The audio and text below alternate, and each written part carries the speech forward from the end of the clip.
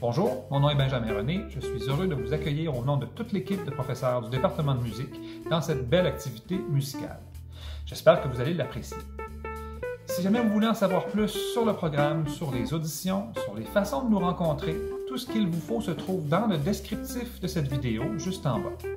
Vous pouvez aussi nous joindre à l'adresse courriel musique@csfoy.ca. Au plaisir d'avoir de vos nouvelles et de vous rencontrer. Bonjour, mon nom est Vincent Carlier et je suis professeur de percussion au Cégep de Sainte-Foy.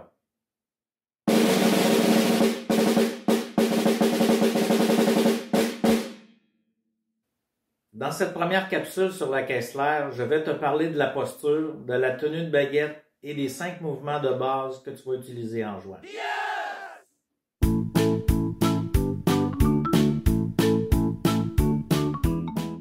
Tout d'abord, il est important de placer la caisse claire à la bonne hauteur. Un pied ajusté trop bas te donnera un mauvais angle de frappe. Ça risque de trop amplifier tes mouvements de bras et de poignets. Avec le temps, ça peut aussi créer des tensions au niveau du dos. Un pied ajusté trop haut va créer des tensions aux épaules. Tu risques plus d'accrocher le cerceau de métal qu'on appelle le rime. Le niveau idéal se situe près de la ceinture. Pour une bonne posture, les épaules et les coudes doivent être relâchés. Les avant-bras ne sont pas parallèles, mais sont légèrement inclinés vers le sol. Les coudes ne sont pas trop écartés ni trop serrés afin d'éviter les tensions dans les bras et les épaules. Si tes baguettes sont trop parallèles ou avec un angle trop prononcé, ça va créer une torsion dans tes poignets et ça rendra plus difficile tes mouvements. L'idéal est un angle d'environ 90 degrés. Les pieds sont bien appuyés au sol, à la largeur des épaules et les genoux sont légèrement fléchis. En tout temps, il est important de prendre conscience de tes tensions. La détente favorise une posture plus naturelle. Elle permet à tes muscles de travailler librement et d'éviter les blessures.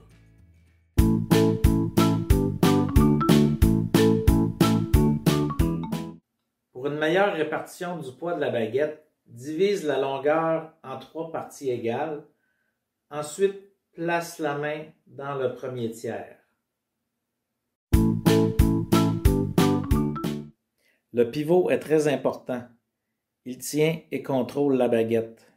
Il se situe entre le pouce et la première articulation de l'index. Les autres doigts enrobent la baguette sans la serrer. La baguette devrait avoir un angle d'environ 45 degrés dans ta main. Et les paumes sont placées à l'horizontale. Le geste est initié par le poignet.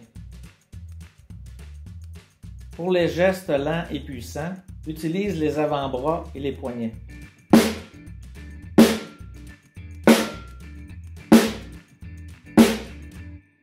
Pour les gestes rapides, utilise les poignets et les doigts. Plus tu vas vite, plus tu dois utiliser la motricité fine. Il existe plusieurs techniques à la caisse claire, mais lorsque les deux mains sont symétriques avec les paumes à l'horizontale, on appelle cette technique match grip ou la technique allemande.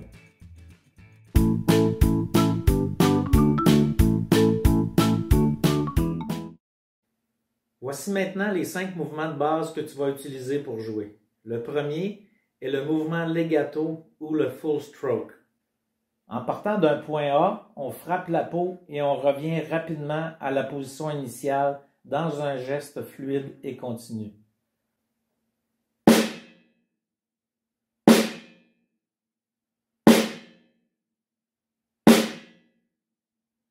On se sert du rebond de la peau pour revenir au point de départ. Imagine que tu dribbles avec un ballon. Travaille d'abord chaque main individuellement.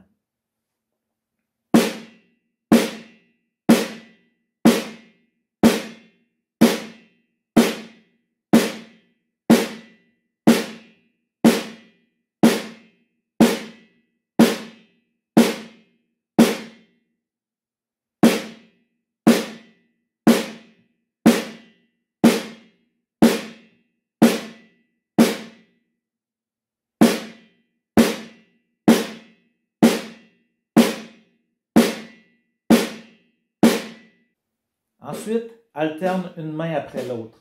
Attends que ta baguette revienne à son point de départ avant de jouer l'autre main.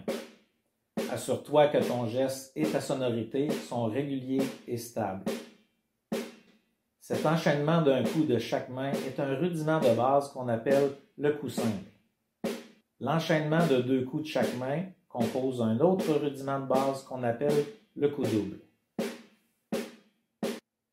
Le deuxième mouvement est le downstroke ou le mouvement descendant. On part du point A, mais après avoir frappé la peau, on ferme les doigts et on reste près de la peau sans remonter au point B.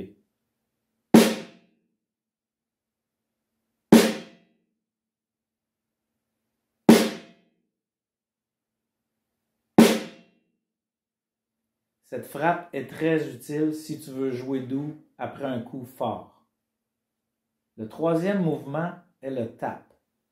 On part au point B près de la peau, on tape directement pour ensuite revenir au point B.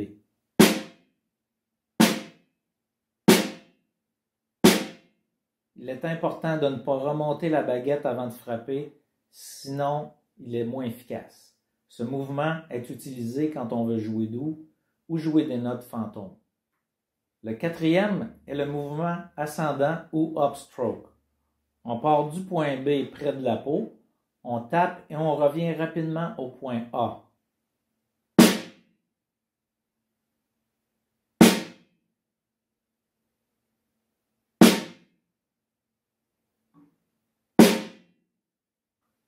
Il est utile si tu as à faire des accents ou si tu veux jouer fort tout de suite après avoir joué doux. Le cinquième mouvement est le rebond ou le buzz. On laisse tout simplement rebondir la baguette sur la peau.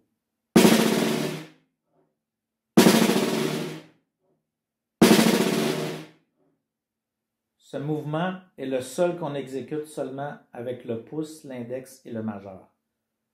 En alternant les mains rapidement, tu obtiendras un rudiment de base qu'on appelle le roulement fermé ou le buzz roll.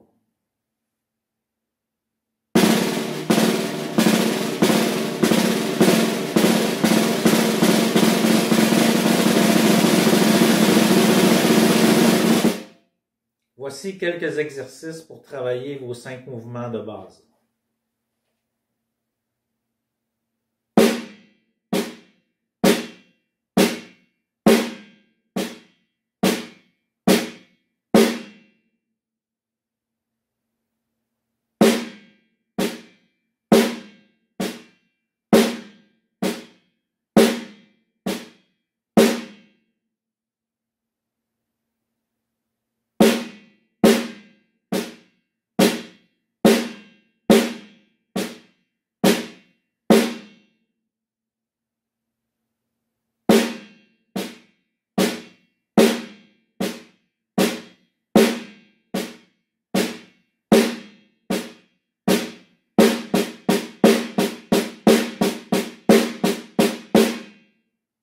Pratique ces mouvements lentement et si possible devant un miroir.